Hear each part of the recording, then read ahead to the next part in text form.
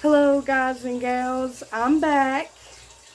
I would like to start this video by introducing myself as CaLynnes Duke. I used to be CaLynnes Moss, but I've been married for about 5 years now, thankfully. Some people know me as Boogie. Usually people of family, friends, family. Today we are talking about methamphetamine.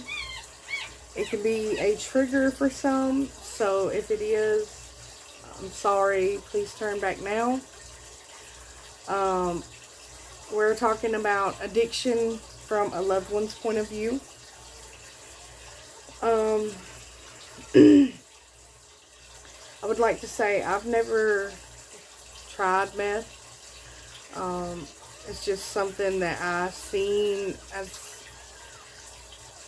as you know, my mother, she was in an addiction. I've seen what it can do to people, what it does for people.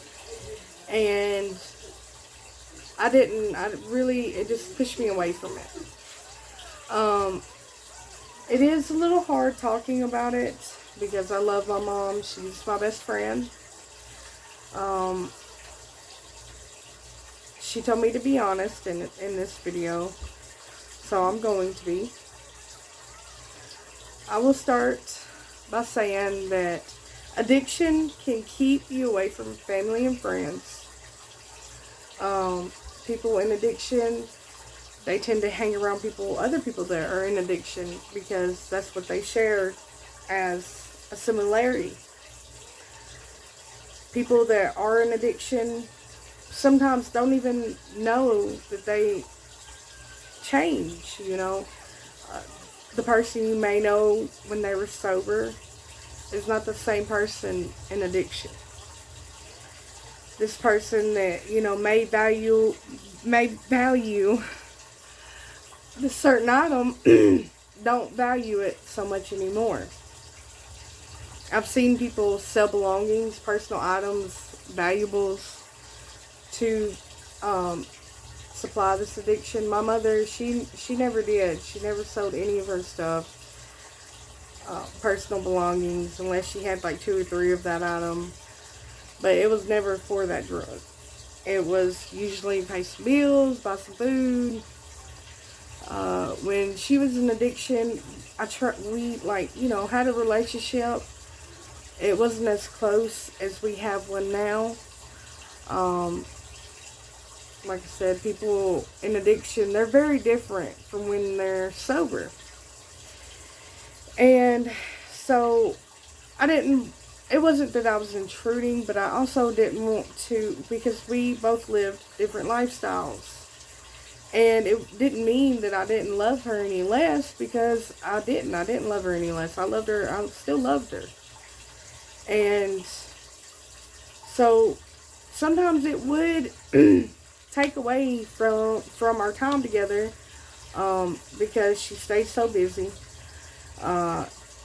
and it was hard in a way to be watching my mom go through this, but really not able to say anything about it. And it wasn't that I couldn't talk to her about it, because I could talk to her about anything, but it was the point that when people are in addiction, they become defensive about the whole topic. They defend it. They make excuses for it, because I feel like sometimes it can weigh heavy on their conscience. And I mean, that's expected, you know, denial, that it's controlling their life, that it's controlling their time, their eating habit, their company, controlling their whole life. Some people don't make it out of addiction. They continue it their whole life. And, you know, all you can do is hold on to the thought that one day when they are ready, that you're going to be there and you're going to be waiting on them, and you're going to have enough attention or enough care for them to become sober. Like I said, I didn't love my mom any less. I loved her, you know, my whole life. Um, but it did take a lot of time away from each other. I would come around, make sure she was okay, you know, everything was good, and check on her. And then, you know, I may be gone for a little while again. I didn't really want to like push her to be I mean, I wanted her to be sober.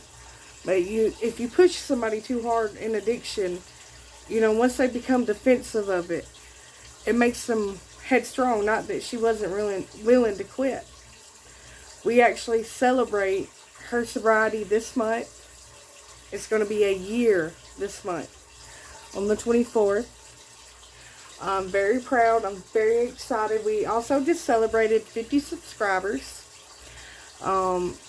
This channel means a whole lot to her. I try to tell everybody about it. Y'all should tell everybody about it because your girl loves this channel. It's kind of like, you know, like not just a hobby anymore. It's something that she knows that she's not forced to do, but, you know, she relies on these videos a little bit. I love it. My mom, now being sober, she eats. I love you, girl. She has to have her nap, and I'm perfectly fine with that. She has a lot more time with my boys. I have 3 little boys, Tyson, Michael, and Caleb. But you know, she wasn't the only one in addiction that I was a loved one for. You know, like, I had another loved one that was in addiction as well, and all I can say is I'm very proud of the person that he is today.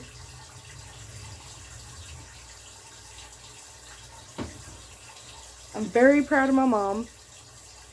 I'm very proud of both of them, honestly. But to think a year ago that I was going to have both of my family members sober, you could have never convinced me. There was still another loved one that went through addiction. He's been clean, I think, 3 years going on 4. I don't want to tell anybody's names because I haven't asked them for permission, besides my mom, to disclose of the information. But I'm still proud of you. You know who you are. Very close to me, very close to my husband, and very proud of all 3 of y'all, actually.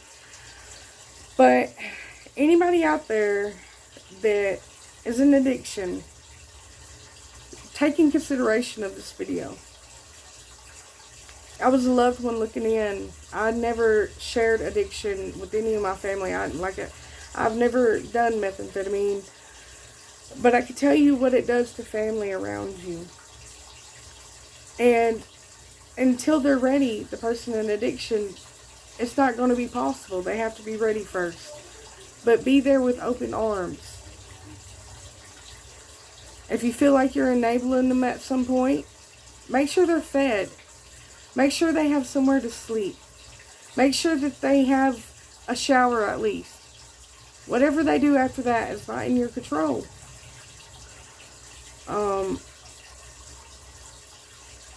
It's hard for a loved one to see y'all go through that. It's hard it's antagonizing, actually, to see this person that you love so much, this person become somebody that you don't even know. And even scarier, somebody they don't even know. I've seen people of very respected manner become people with little to no morals. Not even enough morals to keep their hygiene.